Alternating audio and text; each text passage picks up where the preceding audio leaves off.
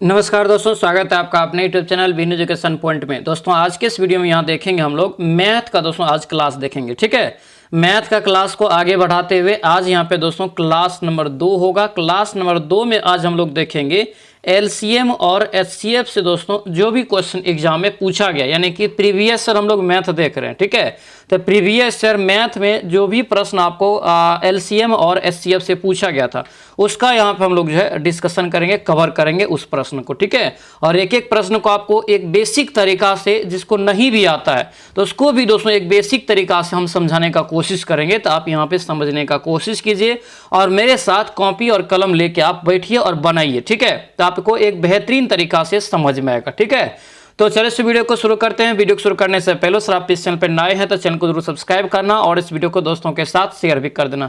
ये वीडियो दोस्तों आप लोगों को कैसा लगता है सभी लोग कमेंट जरूर कर देना और इस वीडियो को सभी लोग लाइक कर देना।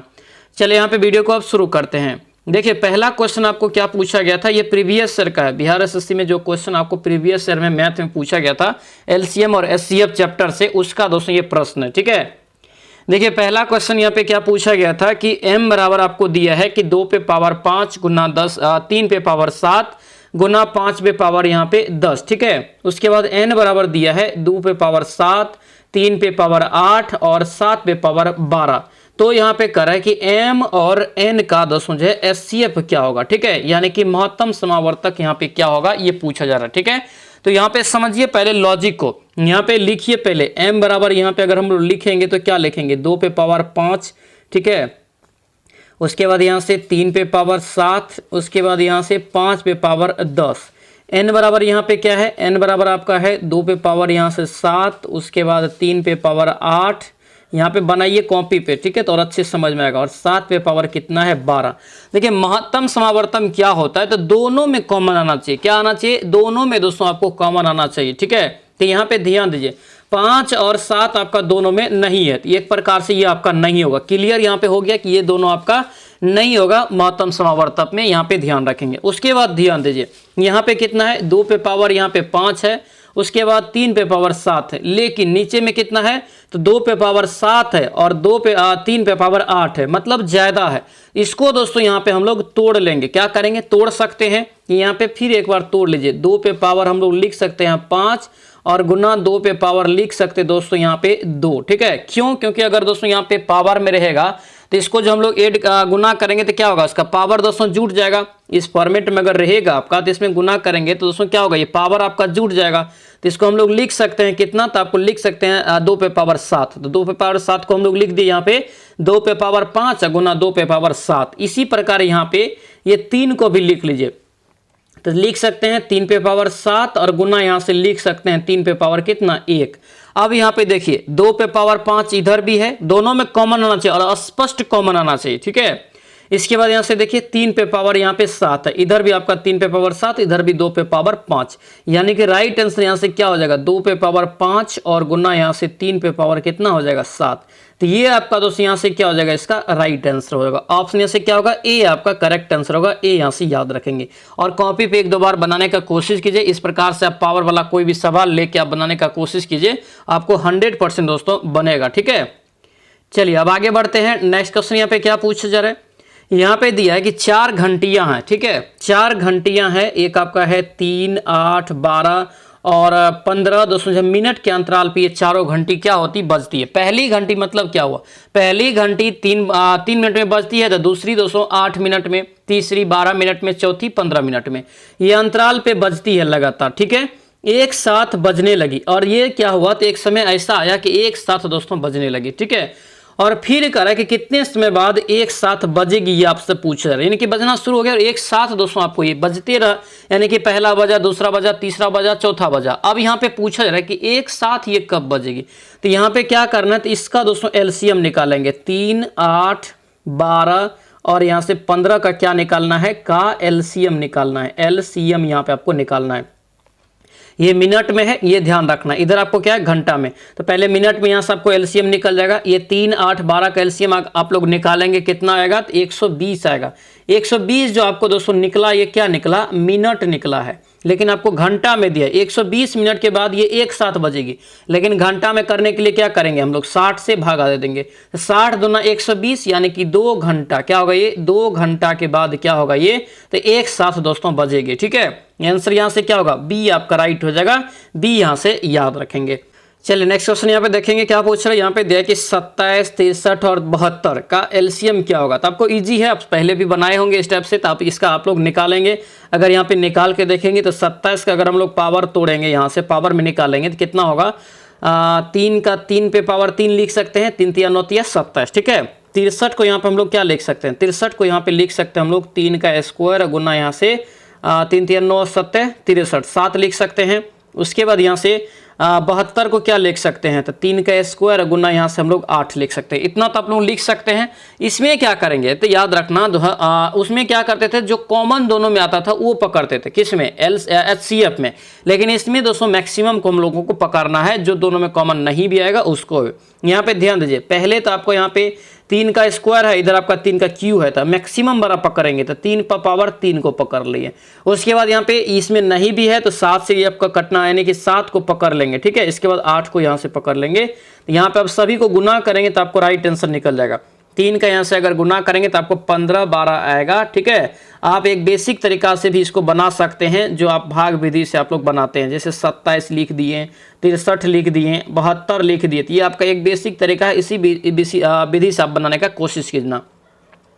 देखिए यहाँ से 2 से तो नहीं कटेगा, 3 से कट रहा है, 3 9 27 और यहाँ से काटेंगे तो क्या हो जाएगा, यहाँ से 3 दूनी 6 और यहाँ से कितना बचा, 3 1 3 21 63।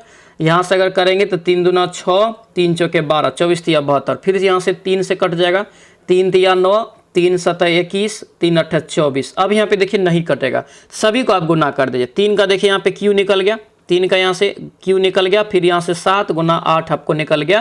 तो ये आपको निकल जाएगा कितना, तो 15 12 आपको दोस्तों गुना करेंगे तो निकल जाएगा। आंसर क्या होगा, यहाँ से डी आपका राइट हो जाएगा।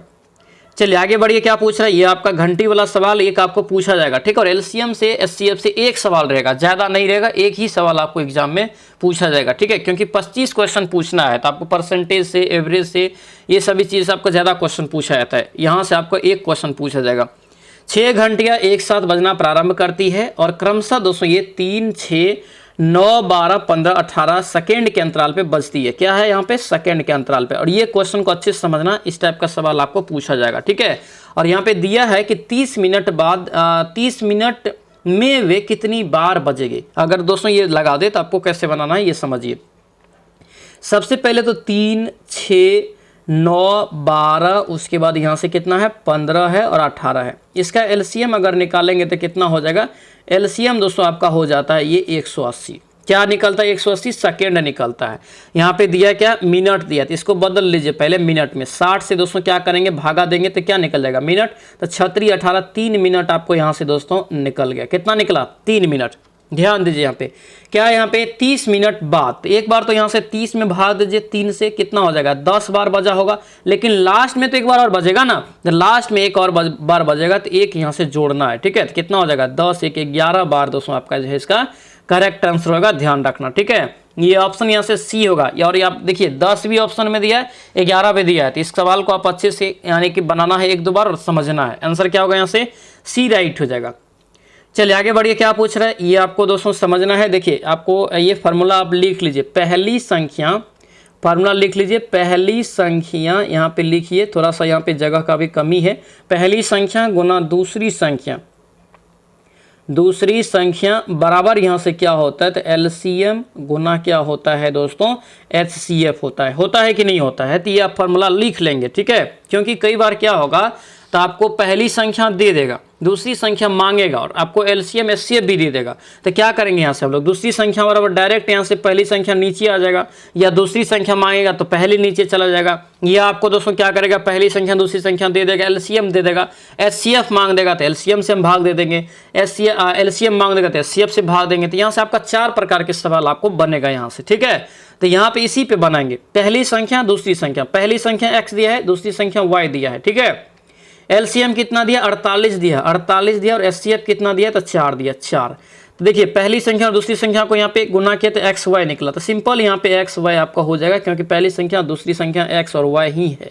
तो एक्स गुना और वाई करेंगे तो कितना होगा, एक्स वाई हो जाएगा, और इधर भी आपका गुना हो जाएगा। तो 48 चौके कितना होता है, तो 48 चौके यहाँ से हो जाएगा 192, कितना हो जाएगा 192। यही दोस्तों इसका राइट आंसर होगा। ऑप्शन यहाँ से क्या हो जाएगा, ए आपका राइट हो जाएगा।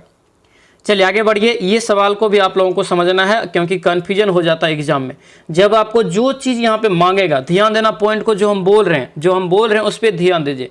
ये भिन्न वाला जब भी आपको रहे, तो जो चीज़ यहाँ पे आपको मांगेगा ना, वही ऊपर में निकालना है, ठीक है। यहाँ पे एलसीएम है तो यहाँ एलसीएम निकालना है, यानी कि फॉर्मूला लिख लीजिए यहाँ पे, एलसीएम बराबर, फिर भिन्न का एलसीएम बराबर यहाँ पे लिख लेना फॉर्मूला।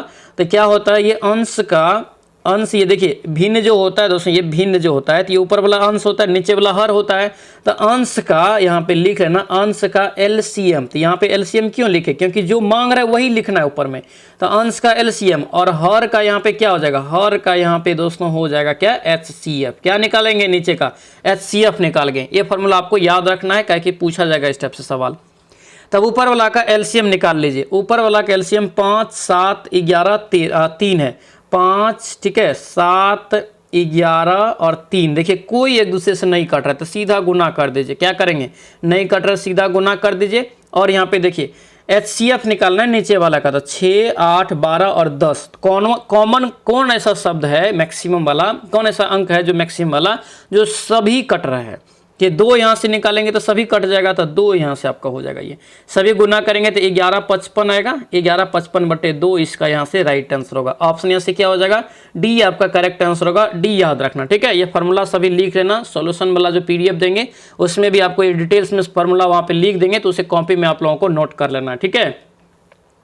चलिए आगे बढ़िए, और मैथ का पहला क्लास आपको करवा दिए हैं, तो नहीं देखें तो आप जाके जरूर देख लेना। एक बेसिक तरीका से एकदम आपको सिखाने का दोस्तों कोशिश कर रहे हैं।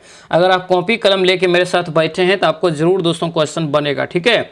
एलसीएम निकालना है, सिंपल आपको वही करना है। क्या करना, 12, 27 और 40 का दोस्तों जो आप एक तरह से ये वाला निकाल लेंगे, ठीक है। ये आप निकाल लेंगे। इसका राइट आंसर यहाँ से 7 का क्या निकल जाएगा, तो 10, 80 आपका यहाँ से दोस्तों राइट आंसर हो जाएगा।